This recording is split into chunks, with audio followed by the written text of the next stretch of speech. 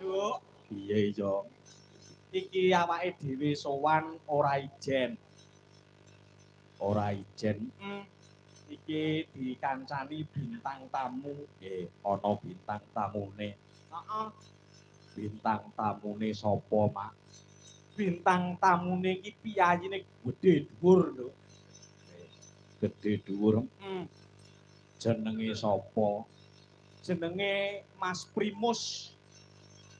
Primus ki tegese pria mung setugel. Ngono, Mas Ucek. Ya nduk diserampatke, Cuk. Ya, dadoske, Nduk. Ya.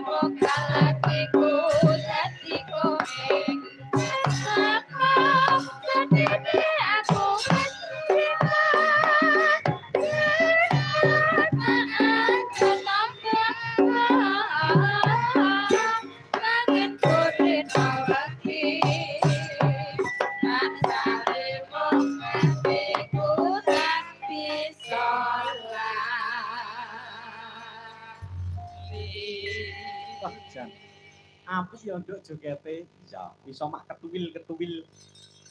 Angel lho nduk joget ngene iki. Lah iya.